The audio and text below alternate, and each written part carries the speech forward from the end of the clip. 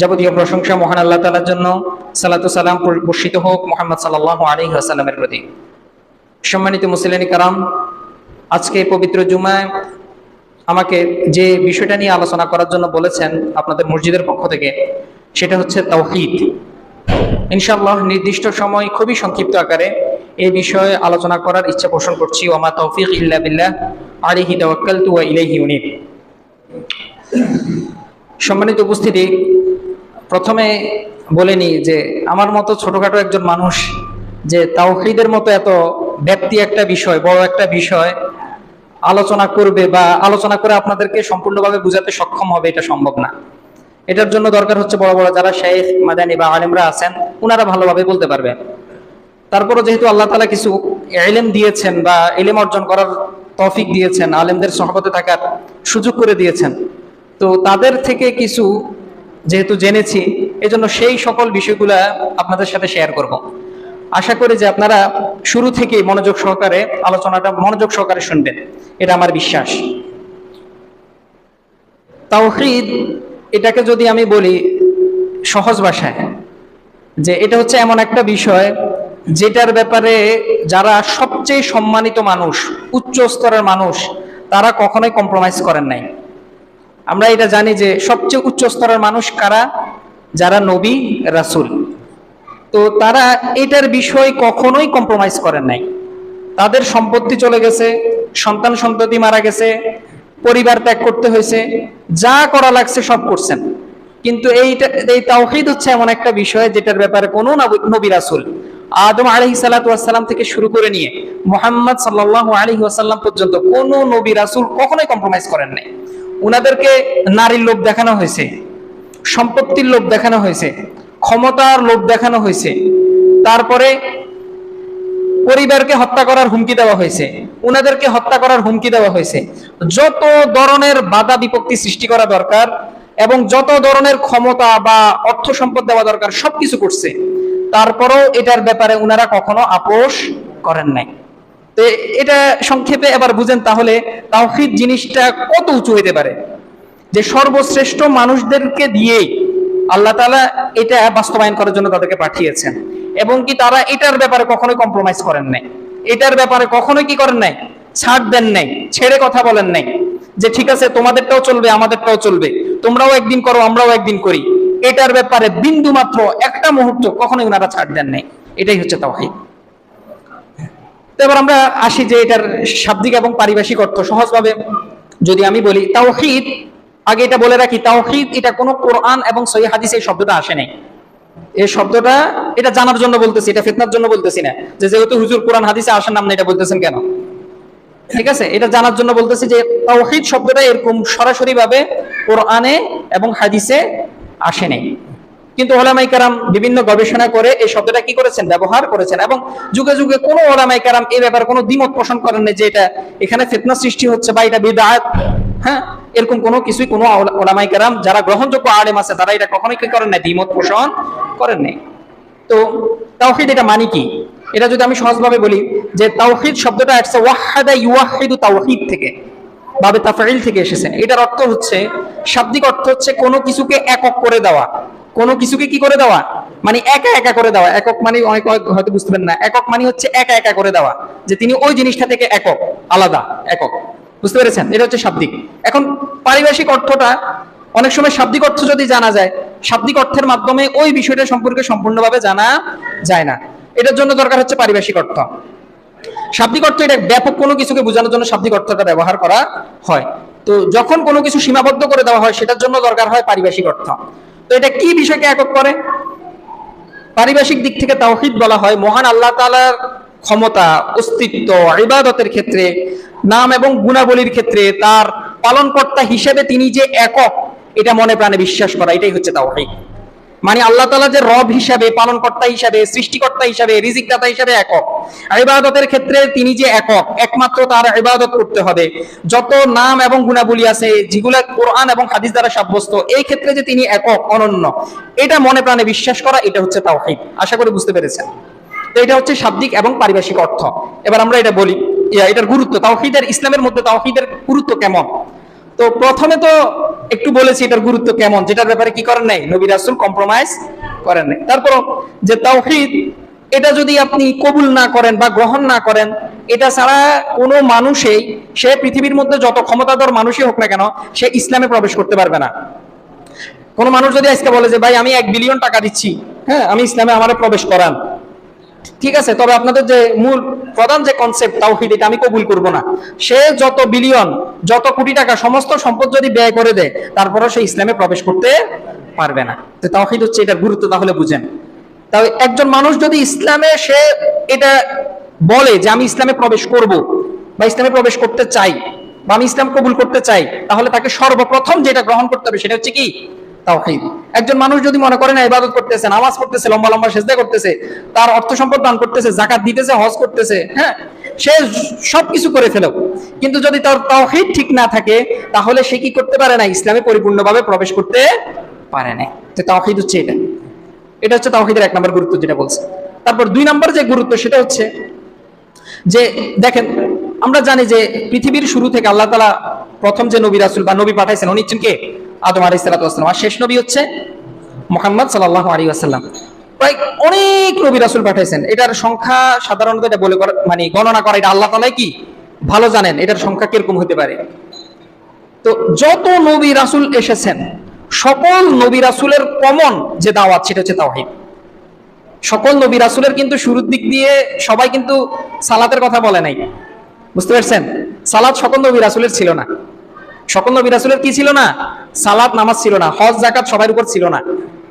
কিন্তু যেটা সবচেয়ে কমন দাওয়াত সবার ছিল, সকল নবী রাসূলের ছিল, সেটা হচ্ছে তাওহীদ। বুঝতে পারছেন? হ্যাঁ, আপনারা হয়তো বলতে পারেন যে ভাই আমরা তো জানি সালাত সবার ছিল না। সালাত সবার ছিল না। সালাত সবার জন্য কি আল্লাহ তাআলা সর্বপ্রথম সবার জন্য এটা ফরজ করে দেন নাই। কিন্তু তাওহীদ এমন একটা ইবাদত, এমন একটা বিষয় যেটা সকল যুগেই এটা ফরজ ছিল, সকল নবী রাসূল এটাকে ফরজ, এটা মানতেই হবে, এটা ছাড়া ইসলামে প্রবেশ করা যাবে না। এটা হচ্ছে সকল নবী রাসূলের কমন দাওয়াত। তাওহীদের গুরুত্ব তাহলে এখান থেকে আপনি বুঝতে পারেন। তারপরে 3 নম্বর তাওহীদের গুরুত্ব, আমি বেশি গুরুত্বের কথা বলবো না, যাতে অল্প কয়েকটা বলবো, যাতে এখানে সবাই মনে রাখতে পারে যে তাওহীদের গুরুত্ব।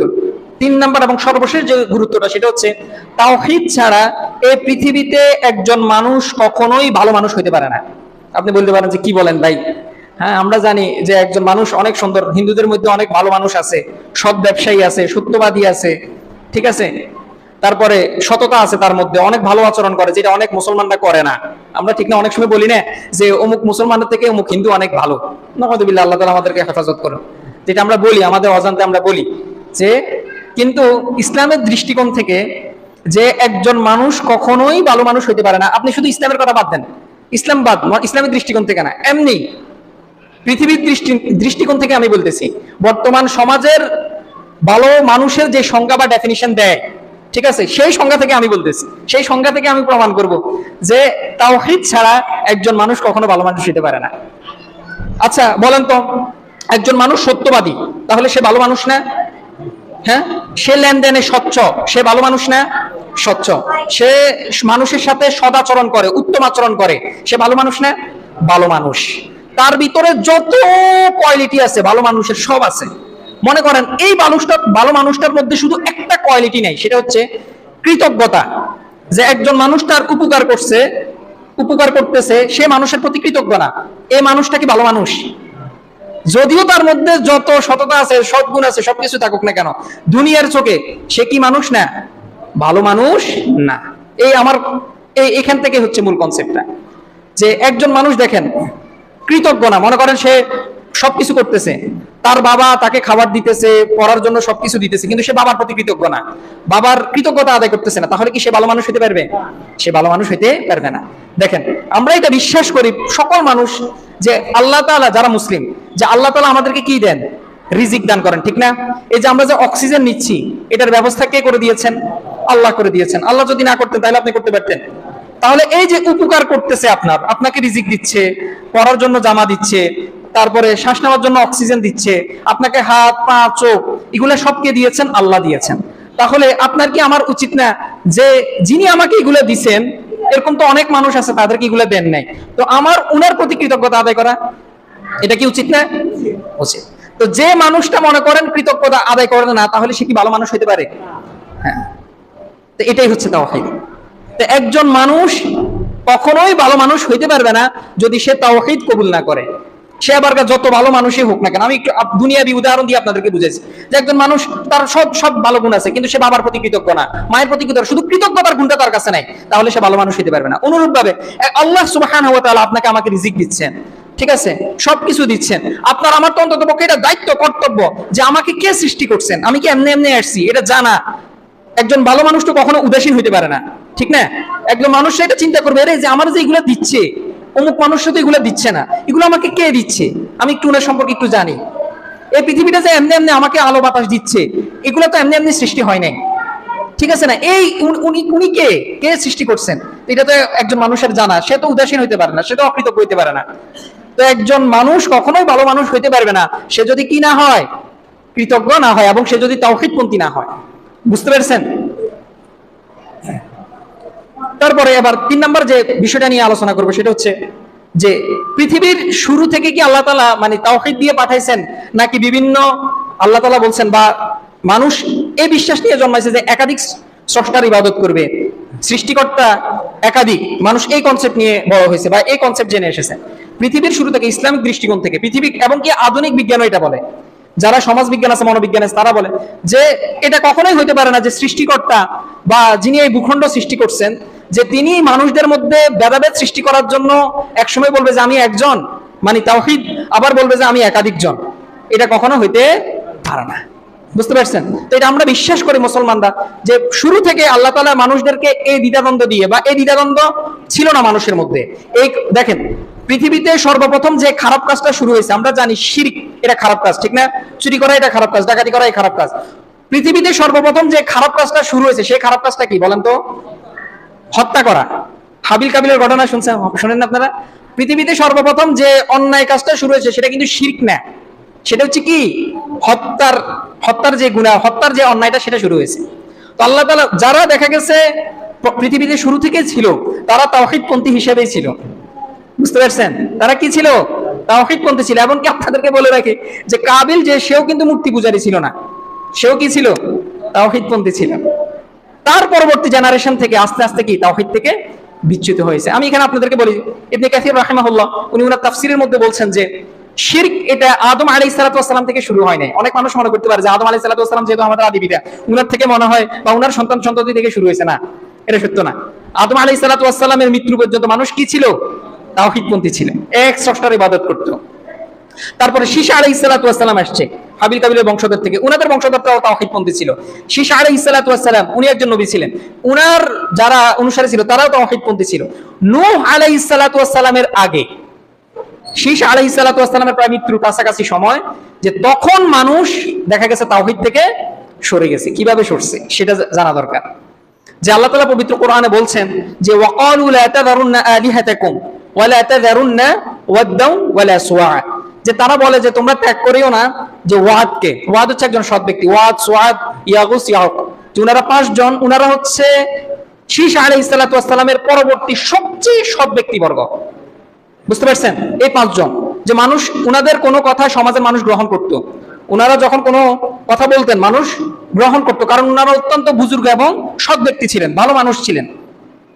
তো যখন উনারা মারা গেছেন, যখন উনারা কি সবাই মারা গেছেন, তখন মানুষ অত্যন্ত ব্যথিত হয়ে গেছে যে আরে সৎ মানুষগুলো মারা গেছে, আমরা এখন কার কথা শুনবো? আমরা এখন কার কথা শুনবো? কে আমাদেরকে গাইডলাইন দিবে? তো তখন শয়তান কি করছে, একটা এদের মাধ্যমে একটা ফোন দিয়ে আসছে।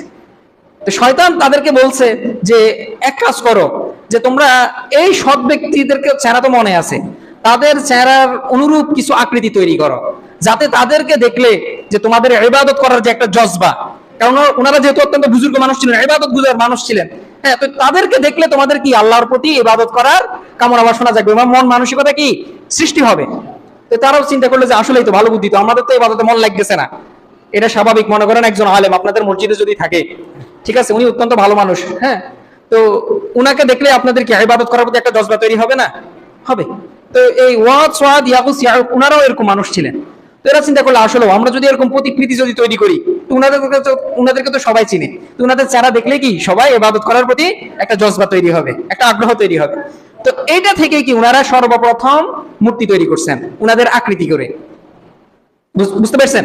কিন্তু সরাসরি এই 5 জন ব্যক্তিরা ইবাদত করতো না, শুরু থেকে কি ইবাদত করতো না। ওনারা আসতো, ওনাদেরকে দেখতো, আল্লাহর ইবাদত করতো, আসতো ওনাদেরকে দেখতো, আগ্রহ পয়দা হইতো ইবাদতের প্রতি, আল্লাহর ইবাদত করতো। যখন এই জেনারেশনের যখন মৃত্যু হয়ে গেছে, সমস্ত এই জেনারেশনে 100 বছর 500 বছর 700 বছর এইভাবে কি মানুষ করতো, যখন এই জেনারেশনটার যখন মৃত্যু হয়ে গেছে, পরবর্তী যারা জেনারেশন আসছে তারাও ঠিক কি ইবাদত করতো। এর পরবর্তী জেনারেশন যারা আসছে, থার্ড স্টেজে যারা আসছে, শয়তান তাদেরকে বলতেছে যে তোমরা যে দেখতে যে তোমাদের বাপ দাদারা আসতো, আসে কি এদের সামনে তাকাইতো, দেখতো, তারপরে ইবাদত করতো, এটা মানে বুঝো তোমরা? তারা বলেন আমরা তো এটা বুঝি না।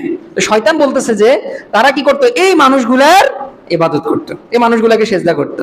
তো হ্যাঁ বলতেছে, হ্যাঁ আমরা তো দেখতাম যে আমাদের পূর্বপুরুষরা আসতো, ওনাদের দিকে তাকাইতো, কান্না করতো, হ্যাঁ, তো তার মানে কি ওনাদেরই ইবাদত করতো। এই তাওহীদের বিচ্যুতি এখান থেকে শুরু হয়। নূহ আলাইহিস সালাতু ওয়াস সালামকে এই জন্য আল্লাহ তাআলা কি পাঠাইছেন, তাওহীদ প্রতিষ্ঠা করার জন্য, ঠিক আছে? শীশ আলাইহিস সালাতু ওয়াস সালামকে আল্লাহ তাআলা কিন্তু তাওহীদ প্রতিষ্ঠা করার জন্য পাঠায় নাই, ওনাকে দিছে কি তাওহীদ ছিল এটা যাতে আরো কি বেগবান হয়, আরো অন্যান্য অঞ্চলে যাতে ছড়িয়ে দেওয়া যায় সেটা প্রচার করার জন্য, বুঝতে পারছেন? কিন্তু নূহ আলাইহিস সালাতু ওয়াস সালামকে পাঠাইছে কেন? মানুষ যখন তাওহীদ থেকে বিচ্যুতি হয়েছে, যখন শিরকের ভিতরে কি নিমজ্জিত হয়ে গেছে, তখন কি আল্লাহ সুবহানাহু ওয়া তাআলা নূহ আলাইহিস সালাতু ওয়াস সালামকে পাঠাইছেন। এই জন্য মানুষ কি নূহ আলাইহিস সালাতু ওয়াস সালামের প্রতি কি মানুষ সবচেয়ে বেশি, নূহ আলাইহিস সালাতু ওয়াস সালামের আগত নবী ছিল, 1-2 জন নবী ছিল, ওনাদের প্রতি মানুষ এত বেশি খেপা ছিল না। কিন্তু আপনি দেখবেন কোরআন যদি পড়েন, তাফসীর গ্রন্থ যদি পড়েন, দেখবেন নূহ আলাইহিস সালাতু ওয়াস সালামের প্রতি সবচেয়ে বেশি মানুষ কি বিদ্বেষী ছিলেন। এমনকি আযাব গজব যে শুরু হয়েছে এটা কোন নবী থেকে শুরু হয়েছে? নূহ আলাইহিস সালাতু ওয়াস সালাম থেকে শুরু হয়েছে। আপনারা তো এটা জানেন যে নূহ আলাইহিস সালাতু ওয়াস সালাম কি নৌকা তৈরি করছেন, তারপরে হ্যাঁ বিভিন্ন প্রাণীদেরকে নিয়ে উনি চলে গেছেন যারা মুমিন মুসলিম ছিলেন। তো এই যে নূহ আলাইহিস সালাতু ওয়াস সালামের প্রতি, কারণ কি উনাদের বাপ দাদা, এই লোকটা আসছে আমাদের বাপ দাদার কি দিনটা নষ্ট করার জন্য, আমাদের পূর্বপুরুষরা এদের ইবাদত করতো, ওয়াদ সোয়াদ এদের ইবাদত করতো, কি এই লোকটা কি করতেছে, বলতেছে না এদের ইবাদত করতো না, আমাদের পূর্বপুরুষদের বিরোধিতা করছে, একে রাখা যাবে না, বুঝতে পারছেন? এইখান থেকে মানুষের কি তাওহীদের বিচ্যুতি ঘটে। আল্লাহু আকবার। এবার আমরা আসি যে আপনাদের একটা প্রশ্ন হতে পারে যে আমরা মানে আমাদের সমাজে দেখি বা ইন্ডিয়া, পাকিস্তান, তারপর আরো বিভিন্ন অঞ্চলে যারা এখন মূর্তি পূজা করে, এই যে কি দুর্গার পূজা করে, ঠিক না? তারপরে গণেশের পূজা করে, হ্যাঁ ওই হাতির আকৃতি করে একটা, তারপর হচ্ছে কি কৃষ্ণের উপাসনা করে, তারপরে আরো কি শিবের উপাসনা করে। এগুলা কোত্থেকে আসছে? এগুলা কি ওইখান থেকে আসছে কিনা? মজার কথা হলো এগুলা আসছে, কেউ কেউ বলছেন এগুলো 500 বছর আগে আসছে। এই যে দুর্গা পূজা বলেন, মূর্তি পূজার এই যে এখন বিভিন্ন হিন্দুদের মধ্যে যেটা প্রচলিত আছে না, এগুলো আসছে 500 বছর আগে, সর্বোচ্চ গেলে 1000 বছর আগে। সর্বোচ্চ কত বছর আগে? 1000 বছর আগে। 1000 বছর আগে ভারতবর্ষে কোনো দুর্গার পূজা হইতো না, বুঝতে পারছেন? কোনো শিবের পূজা হইতো না, গণেশের পূজা হইতো না, তখন অন্য কোনো মূর্তির উপাসনা করা হইতো। যুগে যুগে আস্তে আস্তে মানুষ কি বিভিন্ন সময়, হ্যাঁ বিভিন্ন কনসেপ্টের মাধ্যমে মানুষ এই সকল মূর্তির উপাসনা শুরু করে। এখানে একটা কথা বলে রাখি যে তাওহীদ থেকে মানুষ কয়েকটা কারণে সরে যায়, অনেকগুলো কারণ আছে, তবে প্রধান কারণ হচ্ছে দুইটা। প্রধান কারণ কয়টা? দুইটা। একটা হচ্ছে অতিভক্তি, একটা হচ্ছে কি অতিভক্তি। এই যে 5 জন ব্যক্তিকে কেন্দ্র করে যে মানে মানুষ তাওহীদ থেকে যে সরে গেছে, এটা হচ্ছে কিসের কারণে? অতিভক্তির কারণে। আরেকটা আছে ভুল ধারণা, যে একজন মানুষ দেখা গেছে এখানে দাঁড়াইছে, উনাকে স্মরণ করার জন্য আরেকজন মানুষ কি মনে করতেছে উনি উনার ইবাদত করতেছে। এই যে এই ভুল ধারণা থেকে কি সৃষ্টি হয়। তারপরে আবার মানুষ বলে যে এই মূর্তির পূজা তো এখানে হইতেছে, আমরা দেখা গেছে একটু ভিন্ন ধরনের ভিন্ন আকৃতিতে এই মূর্তিকে সুন্দর লাগতেছে না, এই মূর্তি কি সুন্দর লাগতেছে না, আরো একটু আকর্ষণীয় করে কি মূর্তি তৈরি করি, বা স্বর্ণের আকৃতিতে ভারতবর্ষে যেটা মানে প্রচলিত ছিল আগে 100 বছর 1000 বছর আগে 1500 বছর আগে, সেটা ছিল তারা স্বর্ণের মূর্তি তৈরি করতো। এখন তো মানুষ মাটির মূর্তি তৈরি করে, ঠিক না?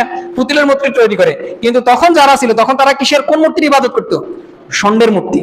তো তারা বলতো যে এই অঞ্চলে যেহেতু মাটির মূর্তি আছে না, এটা ভালো লাগতেছে না, পাথরের মূর্তি না, আমরা হচ্ছি রাজকীয় মানুষ, বংশীয় মানুষ, হ্যাঁ আমরা যদি মাটির মূর্তির ইবাদত করি কেমনে হইলো? এজন্য তারা কি করতো? স্বর্ণের আকৃতিতে মূর্তি তৈরি করতো আরো সুন্দর করে। তারপর আবার চিন্তা করতো, এক্ষেত্রে মহিলারা বলতো যে তোমাদের মূর্তিগুলা সবসময় পুরুষ হয় কেন? মূর্তিগুলা কি পুরুষ হয় কেন সবসময়? আগে মানুষ যে মূর্তিগুলার ইবাদত করতো এগুলা সবসময় পুরুষের আকৃতি করতো, মহিলার আকৃতি মূর্তি তৈরি করতো না, বুঝতে পারছেন? হ্যাঁ, তো মহিলারা যখন আপত্তি শুরু করছে, হ্যাঁ, তো তখন মানুষ কি আস্তে আস্তে মহিলার আকৃতিও মূর্তি শুরু করে দিস। এইভাবে কি মূর্তি পূজা সমস্ত বিশ্বব্যাপী কি আস্তে আস্তে শুরু হয়ে যায়। এখানে আমার মূল যেটা কথা, যে সেটা হচ্ছে আল্লাহ সুবহানাহু ওয়া তাআলা মানুষদেরকে বিভ্রান্ত করার জন্য, নাউযুবিল্লাহ, যে যে তাওহীদ এবং শিরিক দুটোটা একসাথে দিয়ে মানুষদেরকে সৃষ্টি করেছেন, মানুষদেরকে পাঠাইছেন না। মানুষ আস্তে আস্তে কি তাদের ভুল ধারণা, অতিভক্তি, তাওহীদ সম্পর্কে জ্ঞান না থাকার কারণে, ইলম সম্পর্কে না জানার কারণে, না চর্চা করার কারণে মানুষ কি আস্তে আস্তে শিরকের মধ্যে চলে যায়, তাওহীদ থেকে বিচ্যুত হয়ে যায়। বুঝতে পেরেছেন? আল্লাহু আকবার। এবার আমরা আসি যে একটা মজার কথা বলি, যে বর্তমানে আমরা জানি যে যারা হিন্দু আছে, খ্রিস্টান আছে, তাদের ধর্মগ্রন্থ আছে না? হিন্দুদের ধর্মগ্রন্থ যেমন কি বেদ, উপনিষদ, তারপরে কি রামায়ণ, তারপরে গীতা, আর বিভিন্ন ধরনের ধর্মগ্রন্থ আছে। মজার বিষয় হলো যে এই যে তাদের এই ধর্মগ্রন্থগুলো আছে না, এগুলো অনেক বছর আগে পুরনো, অনেক বছর আগে। যারা হিন্দু পণ্ডিত আছে, মুসলমানদের কথা বলতেছি না, যারা হিন্দু পণ্ডিত আছে তারা বলে যে এই গ্রন্থগুলো বিভিন্ন সময় মানুষের আগমনের কারণে, বিভিন্ন সময় যুগের পরিবর্তনের কারণে এগুলো পরিবর্তন হয়ে গেছে। অনেক গ্রন্থ ছিল যে যেগুলা দেখা গেছে অনেক গ্রন্থের আকারে ছিল, এগুলা ছোট করা হয়েছে। আবার এরকম অনেক গ্রন্থ ছিল যারা যেগুলো ছোট ছিল, এগুলা কি করা হয়েছে, বড় করা হয়েছে মানুষের সুবিধার কারণে। এটা হিন্দু পণ্ডিতরাও বলে। তো তারা এজন্য গ্রন্থগুলাকে দুইটা ভাগ করছে, একটা হচ্ছে শ্রুতি আর একটা হচ্ছে স্মৃতি। যে শ্রুতি যেগুলো, এগুলো হচ্ছে তারা এটা বিশ্বাস করে যে এগুলা স্রষ্টা থেকে আসছে, এগুলোর ভিতরে এত বেশি পরিবর্তন হয় নাই। তো এগুলাকে তারা বলে, এগুলার মধ্যে প্রধান আছে বেদ এবং উপনিষদ। এই বেদ এবং উপনিষদ তারা বলে যে এগুলোর ভিতরে পরিবর্তন হয়েছে। মজার বিষয় হচ্ছে, এখানে যেটা মজার বিষয় সেটা হচ্ছে এত পরিবর্তন হওয়া সত্ত্বেও, এত যুগের পরিবর্তন হওয়া সত্ত্বেও, অনেক বছর পুরানো হওয়া সত্ত্বেও বেদ এবং উপনিষদের মধ্যে তাওহীদ আছে। সুবহানাল্লাহ। যে এখনো এক স্রষ্টার ইবাদতের কথা আছে। আপনারা হয়তো ডাক্তার জাকির নায়েকের নাম শুনছেন, ঠিক না? ওনার আলোচনা যদি শুনে থাকেন, একটা আলোচনা শোনার জন্য বলবো, আপনাদেরকে অনুরোধ করব যে সিমিলারিটিস বিটুইন হিন্দুইজম এন্ড ইসলাম, যে ইসলাম এবং হিন্দু ধর্মের মধ্যে সাদৃশ্য, মানে মিল কোথায়, বুঝতে পারছেন? তো উনি ওইখানের মধ্যে অনেকগুলা রেফারেন্স আছে যেগুলা হিন্দু ধর্মগ্রন্থ থেকে আছে, যে কি এক স্রষ্টার কথা, যে এক স্রষ্টার উপাসনার কথা বলা হয়েছে। এটা মজার বিষয় না? যে তারা, অথচ তারা, আপনি দেখবেন আমাদের হিন্দুদের মধ্যে কি এরকম কেউ আছে যে মূর্তি পূজা করে না? হিন্দু মানে কি সে মূর্তি পূজা করবে, ঠিক না? একাধিক স্রষ্টার, একাধিক ভগবানের কি উপাসনা করবে। কিন্তু মজার বিষয় হচ্ছে তারা এই বিষয়টা জানে না যে তাদের ধর্মগ্রন্থের ভিতরে কি একজন স্রষ্টার ইবাদত করার কথা বলা হয়েছে, যে একজন স্রষ্টার ইবাদত করা। যে আপনি যদি তাদের ধর্মগ্রন্থ পড়েন, হিন্দু ধর্মগ্রন্থ, একটা আছে উপনিষদ, ঠিক আছে? এই উপনিষদের মধ্যে একটা আছে, উপনিষদের অনেকগুলো প্রকার আছে। এখানে আমি আপনাদেরকে যেটা নিয়ে বলতেছি সেটা হচ্ছে কি, যাতে আপনাদের দাওয়াত দেওয়ার সুযোগ হয়, সুবিধা। আপনাদের এলাকাতে হিন্দু আছে না, তাদের মধ্যে যাবেন, এটা আপনার দায়িত্ব। নাহলে কিয়ামতের দিন আল্লাহ তাআলা আপনাকে আমাকে ধরবে যে তুমি জান্নাতে যাওয়ার জন্য যা কিছু করার করছো, তোমার যে পাশে যে হিন্দু একজন লোক আছে, প্রতিবেশী আছে, তুমি তাকে দাওয়াত দাও নাই কেন? এটা তার অধিকার, একজন হিন্দুর অধিকার। এটা আমরা জানি না, মুসলমানের উপর এটা তার অধিকার। আপনি একা একা জান্নাতে চলে যাবেন না। আপনি এটা মনে করিয়েন না যে আল্লাহ তাআলা আপনাকে ছেড়ে দিবে। আপনাকে অবশ্যই তাকে জিজ্ঞেস করবে আপনাকে যে তুমি তার কাছে দাওয়াত পৌঁছাইছো কিনা। আমরা তো অনেকেই বলি যে লাভ নাই, বলি লাভ নাই, সেটা আপনার দেখার বিষয় না, আমার দেখার বিষয় না। আপনাকে আমাকে যেটা জিজ্ঞেস করবে সেটা হচ্ছে কি, তুমি দাওয়াত পৌঁছাইছো কিনা, তাওহীদের বাণী পৌঁছাইছো কিনা, সেটা ব্যাপারে জিজ্ঞেস করবে। কবুল করছে কিনা সেটা তাকে জিজ্ঞেস করবে। বুঝতে পেরেছেন? এটা আমরা অনেক মুসলমানরা এটাতে এক্সকিউজ করি যে ভাই শুনবে না, জানি শুনবে না, না না এটা বলা যাবে না। শুনবে না, না শুনুক, সেটা হচ্ছে তার বিষয়। আপনাকে আমাকে কি অবশ্যই তাদেরকে দাওয়াত দিতে হবে। তো এই জন্য এটা বলছি যে তাদের ধর্মগ্রন্থ কি আছে, এক স্রষ্টার ইবাদতের কথা আছে। যে উপনিষদের মধ্যে আছে যে ইক্কাম ইবিদিতিয়াম, স্রষ্টা কেবল একজন, দ্বিতীয় কেউ নেই, একদম স্পষ্ট ভাবে। তারপর আপনি যদি উপনিষদ পড়েন, আরো এখানে আছে যে না সাচ আসিজ জানিতা না জাদিপা, যে স্রষ্টার তার কোনো পিতা মাতা নাই, তার কোনো কি নাই, পিতা মাতা নাই। যে তাদের কি আছে, গণেশ আছে, গণেশের পিতা এটা, শিবের পিতা এই, রামায়ণের পিতা এই, কৃষ্ণের পিতা এই, স্রষ্টার পিতা মাতা আছে। কিন্তু তাদের ধর্মগ্রন্থের মধ্যে আছে যে স্রষ্টার কোনো কি নাই, পিতা মাতা নাই, স্রষ্টার জন্মগ্রহণ করে না, মৃত্যুবরণ করে না, তাদের ধর্মগ্রন্থে আছে। তারপর তারা মূর্তি পূজা করে। আরো মজার বিষয় হচ্ছে তারা মূর্তি পূজা করে। তাদের ধর্মগ্রন্থে স্পষ্ট ভাবে বলা হয়েছে যে না তাসি প্রতিমা আস্তি, স্রষ্টার কোনো প্রতিমূর্তি নাই, স্রষ্টার কোনো মূর্তি নাই, স্রষ্টার মূর্তি কেউ কি তৈরি করতে পারবে না, তাদের ধর্মগ্রন্থে আছে। তারপর আরো বলা আছে যে আনতা হাকিয়া বিশান্তি ইয়া আসামবুতিমা পাস্তে, যে তারা অন্ধকারে প্রবেশ করে। তাদের ধর্মগ্রন্থের ভিতরে, হিন্দু ধর্মগ্রন্থের ভিতরে, বেদের মধ্যে আছে, যজুর্বেদের মধ্যে আছে যে তারা অন্ধকারে প্রবেশ করে, যারা প্রাকৃতিক বস্তুর ইবাদত করে, মানে সূর্য, চাঁদ, তারা এগুলোর ইবাদত করে না, আগুন, পানি, এগুলোর বাতাস, এগুলোর ইবাদত করে। তো ওইখানে বলা হয়েছে যে তারা অন্ধকারে প্রবেশ করে, যারা প্রাকৃতিক বস্তুর ইবাদত করে। আরো বাড়িয়ে বলা হয়েছে যে তারা আরো অন্ধকারে প্রবেশ করে যারা মানুষের তৈরি জিনিসপত্রের ইবাদত করে। মানে কি, চেয়ার, টেবিল, খাট, তারপর হচ্ছে কি মূর্তি, এগুলো কি মানুষের তৈরি না? কোনো গাছ, এগুলো তো অবশ্যই প্রাকৃতিক। তারপরে মূর্তি, আরো অন্যান্য যত জিনিস আছে যেগুলো মানুষ তৈরি করে, তারা কি আরো অন্ধকারে প্রবেশ করে। দাওয়াত দিবেন তাদের মধ্যে। তো তাদের ধর্মগ্রন্থ কি তাওহীদের কথা আছে। তারপরে আপনি হয়তো মনে করতে পারেন যে খ্রিস্টান ধর্ম, আমি এখানে দুইটা ধর্মের কথাই বলবো, যে খ্রিস্টান ধর্মের মধ্যেও তাওহীদ আছে। খ্রিস্টান ধর্মের ভিতরে দুইটা গ্রন্থ আছে, একটা হচ্ছে ওল্ড টেস্টামেন্ট আর একটা হচ্ছে নিউ টেস্টামেন্ট। ওল্ড টেস্টামেন্ট যেটা, সেটা ইয়াহুদীদের জন্য, বুঝতে পারছেন? আর নিউ টেস্টামেন্ট যেটা, সেটা কি খ্রিস্টানদের জন্য। এটা হচ্ছে কি বাইবেল। বাইবেলের ভিতরে দুইটা পার্ট, আমরা হয়তো অনেকে জানি না। বাইবেলের মধ্যে দুইটা পার্ট, একটা হচ্ছে ইয়াহুদীদের আর একটা হচ্ছে খ্রিস্টানদের। যেটা ইয়াহুদীদের সেটা হচ্ছে ওল্ড টেস্টামেন্ট, আর যেটা খ্রিস্টানদের সেটা হচ্ছে নিউ টেস্টামেন্ট। ওইখানের মধ্যে দুটোটার মধ্যে আছে যে স্রষ্টা এই পৃথিবীর মধ্যে যা কিছু আছে, আসমান হোক জমিন হোক, এই সবকিছুর মালিক বা এই সবকিছু স্রষ্টা কয়জন? একজন। একদম স্পষ্টভাবে বলা আছে।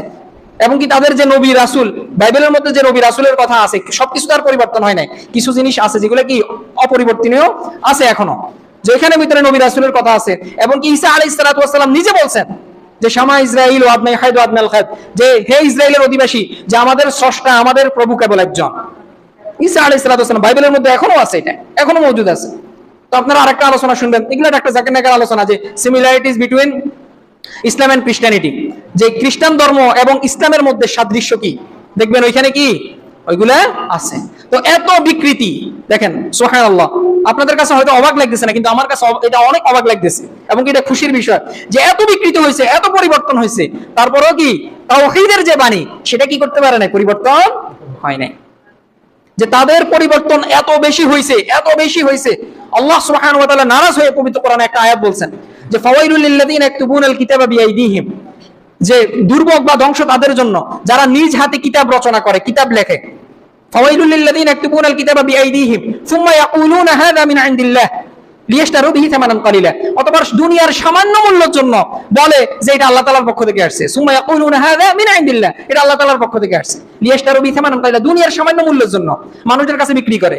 যারা তৎকালীন আলেম ওলামারা ছিল, খ্রিস্টানদের পণ্ডিতরা ছিল, তারা কি করতো, বিভিন্ন ধরনের লেখা লিখতো। তারপরে ইহুদিদের পণ্ডিতরা ছিল, বলতো যে কি মানুষের সুবিধার জন্য, যেটা আল্লাহ তাআলার পক্ষ থেকে আসছে, কিন্তু কি এটা আল্লাহ তাআলার পক্ষ থেকে আসে নাই। তারা তাদের সুবিধার জন্য, মানুষদের কাছ থেকে বাহবা পাওয়ার জন্য, মানুষদের কাছ থেকে অর্থ সম্পদ পাওয়ার জন্য। যেমন আজকে যদি আমি মনে করেন একটা কিতাব রচনা করে দিই যে সুদ হচ্ছে হালাল জিনিস, ঠিক আছে, তো যারা ব্যবসায়ী আছে এরা কি আমার টাকা পয়সা দিবে না? আরে ভাই মাশাআল্লাহ, কত সুন্দর আয়াত নাজিল করছে ভাই, লিখে ফেলছে। হ্যাঁ, তো এরকম ইহুদি যারা পণ্ডিত ছিলেন, খ্রিস্টান, তারা কি করতো, মানুষের সুবিধার জন্য, যারা তৎকালীন এলিট শ্রেণী ছিল, রাজকীয় শ্রেণী ছিল, তাদের খুশির জন্য, তাদের মনোরঞ্জনের জন্য কি কিতাবটা পরিবর্তন করতো। আল্লাহ তাআলা সেটা বলছেন, সুম্মা ইয়াকুলুনা হাযা মিন ইনদিল্লাহি লিয়াশতারু বিহি থামানান কালিলা। তো আল্লাহ বলেন ফাওয়াইলুল লাহুম মিম্মা কাসাবাত আইদিহিম ওয়া ফাওয়াইলুল লাহুম মিম্মা কাতাবাত আইদিহিম ওয়া ওয়াইলুল লাহুম মিম্মা ইয়াকসিবুন।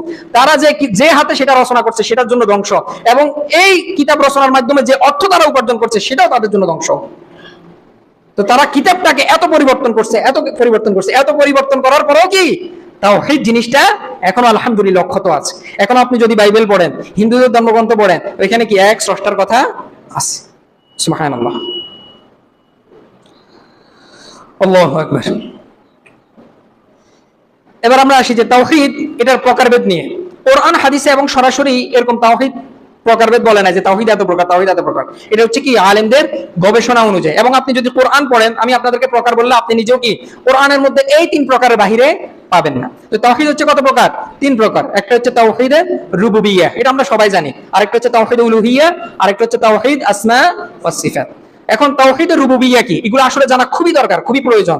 এগুলো না জানার কারণে, তাওহীদ না জানার কারণে দেখা গেছে মুসলমান মুরতাদ হয়ে যাচ্ছে, আবার মুসলমান আছে সে দেখা গেছে খারিজি হয়ে যাচ্ছে, তাওহীদ না বুঝার কারণে, না জানার কারণে, বুঝতে পারছেন? আবার সে শৈথিল্যবাদী হয়ে গেছে, মানে কি সে নিজেকে মডারেট মনে করে যে সবকিছু, এই যে কিছু মানুষ আছে না, বলে যে হ্যাঁ ঠিক আছে ইবাদত বন্দেগী সবকিছু আছে, কিন্তু যখন হুকুম আহকাম, আল্লাহ তাআলার আইন প্রয়োগের ব্যাপারটা চলে আসে, যে দেশ পরিচালনা করতে হবে কিসের মাধ্যমে, আল্লাহ তাআলার আইনের মাধ্যমে, আল্লাহ তাআলার বিধানের মাধ্যমে, তখন কি সে নাড়াচড়া দিয়ে বসে।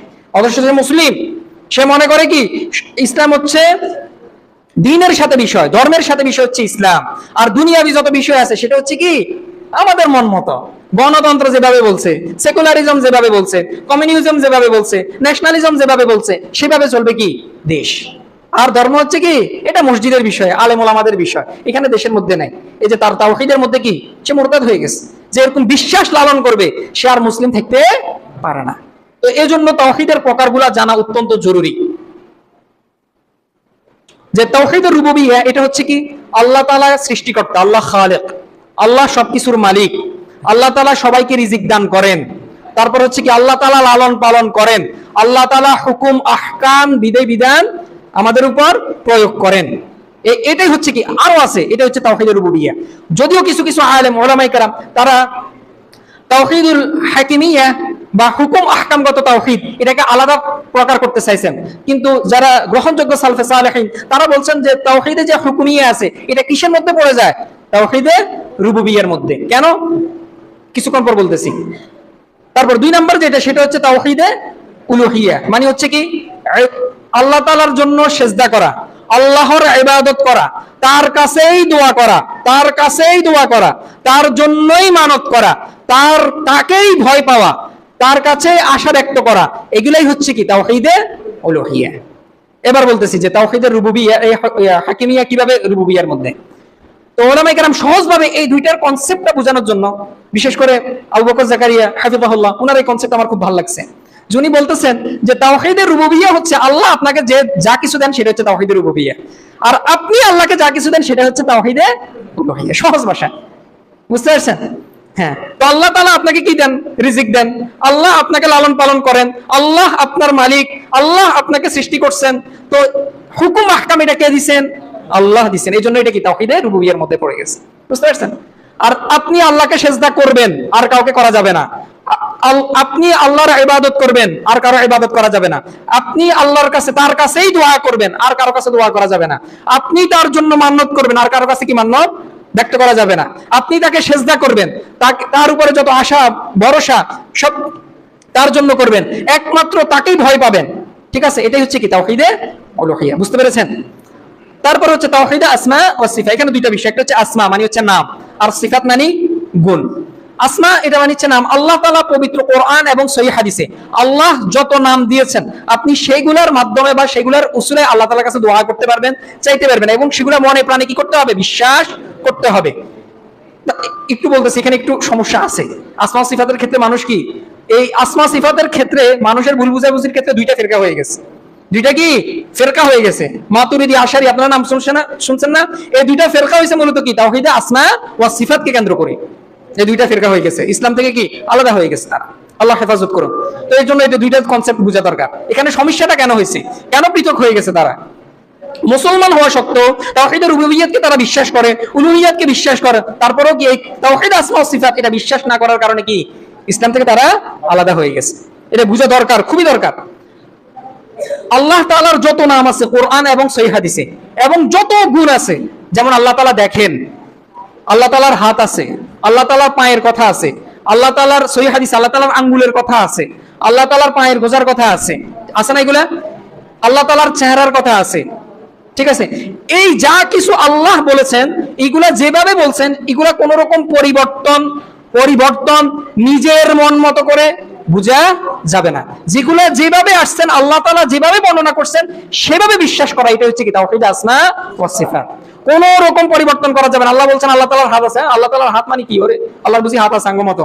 ঠিক আছে, তাহলে কি আল্লাহ তাআলা তো আমাদের মতো হয়ে গেছে। আল্লাহ তাআলা কি এখানে কি বলছে, পবিত্র কোরআনে কি বলছে যে আমার হাত আছে মানুষের হাতের মতো? তো আপনি এখানে পরিবর্তন কেন করতেছেন, নিজের মন মতো কেন বুঝতেছেন?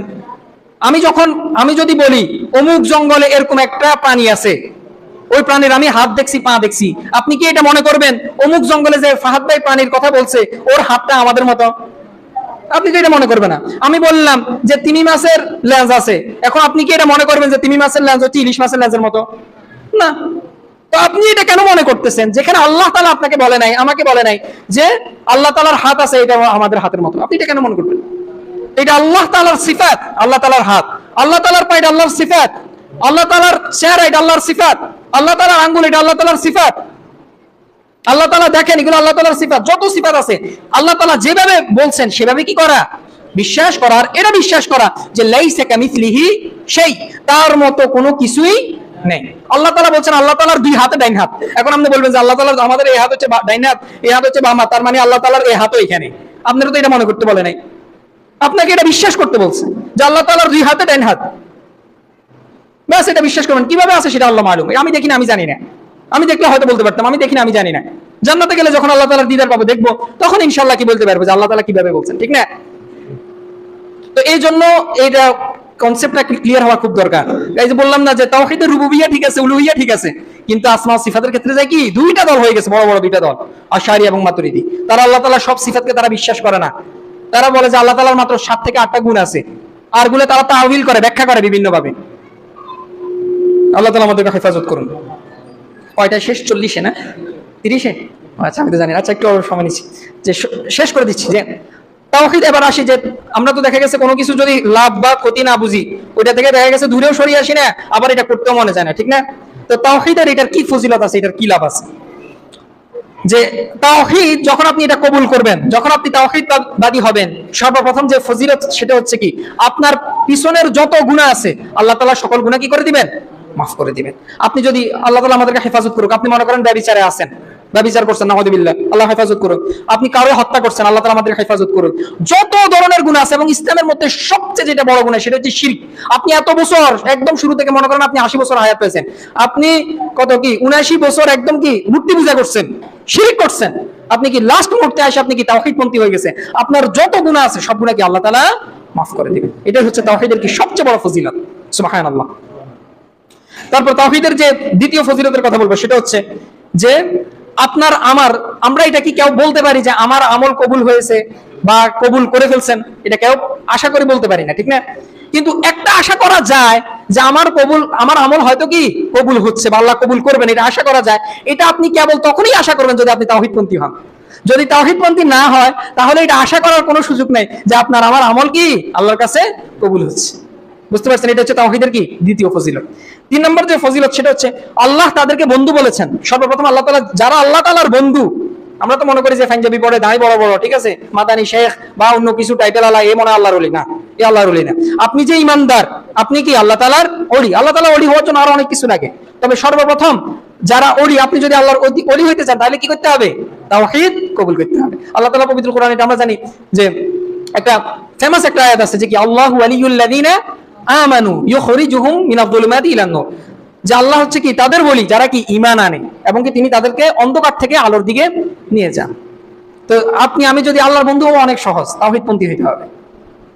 তারপরে 4 নম্বর যে ফজিলতের কথা বলবো সেটা হচ্ছে যে আমরা এই পৃথিবীর মধ্যে তাওহীদপন্থী যখন আপনি হয়ে গেছেন, অন্য আরেকজন তাওহীদপন্থীর উপর আপনার রক্ত, আপনার সম্পদ, আপনার সম্মান, এটা আল্লাহ তাআলা হারাম করেছেন।